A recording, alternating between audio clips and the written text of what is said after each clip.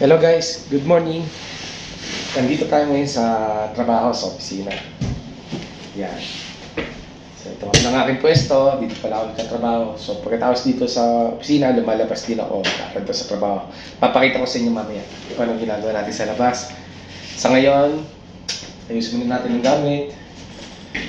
Yan. So may dala akong laptop kasama yun sa trabaho. Issue nga pala ito ng kumpanya. Yan.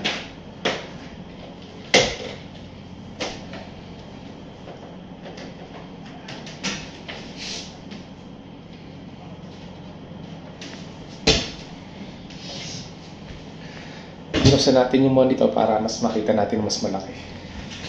May kasama rin monitor kaso wala pa akong keyboard saka yun, wala pa akong keyboard saka mouse. Hindi pa dumarating.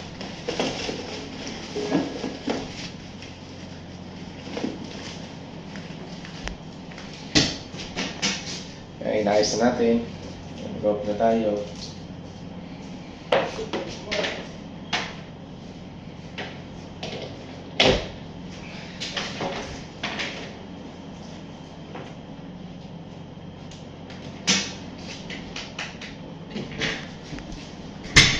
Bali, tatlo pala kami dito. Yung kasama ko mamaya pang pasok. Nauna ako. Yun.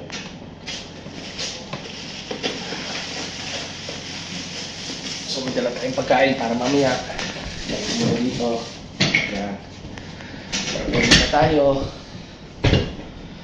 Buksan natin kung meron tayong message or email.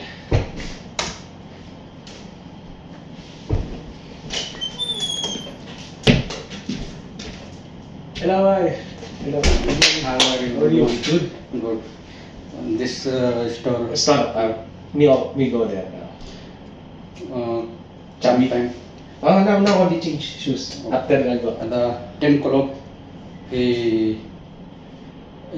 recess. 10 o'clock JB gate. Which one? No. No problem. I'll go now. Now. I'm change after I go. Kallam has store. Oh, yeah. I want. Now we go. I need change shoes. No problem. Give me 1 minute. I'll go now. Okay. Okay. Okay, no problem. No problem. Thank you. Okay. Okay.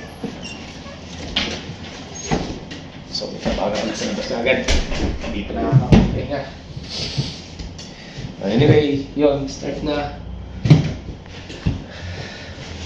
Mamaya ako nag-check kung merong email. Mas mahalaga yung sa labas.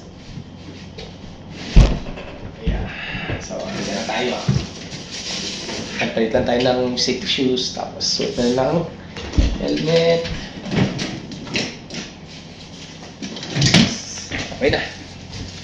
Diretso na. Pormahan na. Laban na. Trabaho na. So, papakita ko sa inyo sa labas. Tara, samahan nyo ako. Hello guys, so nandito na tayo ngayon sa site. Kung napapansin nyo, yung nasa likod ko, yun ang project site namin. Ako nga lang palang nag-iisang Pilipino dito sa project nito. Sa kumpanya. Bali, tatlo kami dumating kaso iba-iba kami project. So dito, tatlong Pilipino dito sa kumpanya nito, pero dito sa project nito, ako lang. Nag-iisang Pilipino. Yun.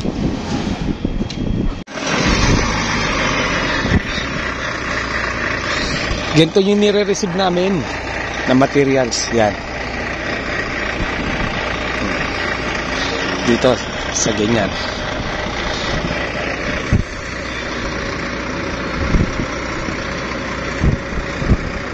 Foreman! Baswahad!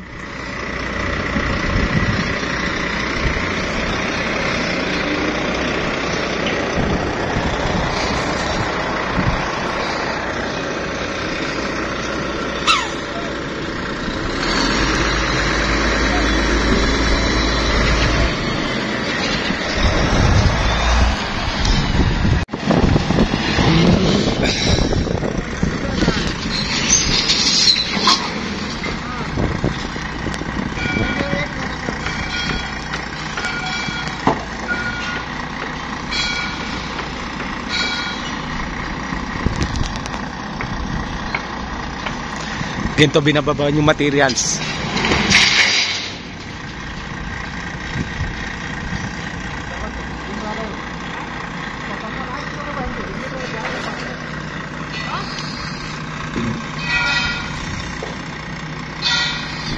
So medyo kailangan lumayo. Medyo delikado. Pag tinamaan, patay.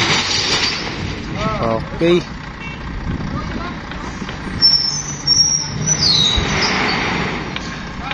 So ngayon, pagkatapos niya yung baba, i-check ko na. Pero na-check ko na yan.